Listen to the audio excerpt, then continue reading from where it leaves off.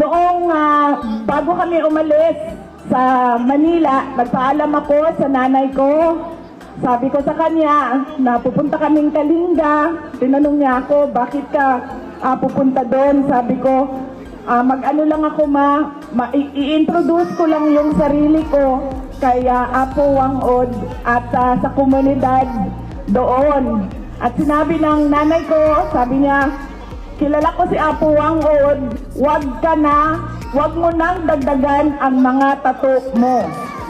Yan ang sinabi ng nanay ko. So ilang beses niya sinabi, noong nagpaalam ako, noong pag ilang mga araw, nangamusta siya sa akin, inulit na naman niya, sabi niya, huwag ka na magpatato.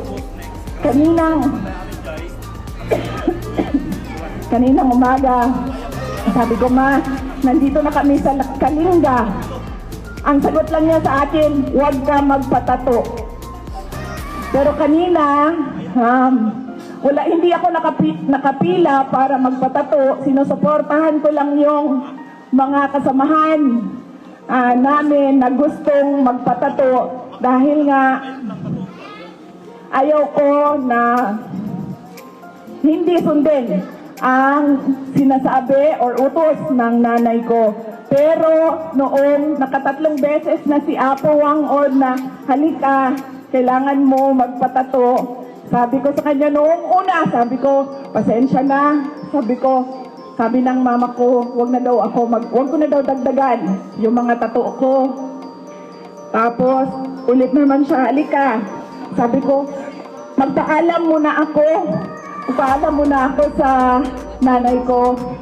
Nung pangatlo, sabi niya, halika, sabi niya, itago lang natin para hindi makita ng nanay mo. So, sa pang-apat, hindi na ako nakahindi dahil ang isang senior citizen na mismo ang apat na beses na nagsabi na tatuan kita. Kaya masaya din ako dahil meron din ako tulad ninyong lahat na tato ni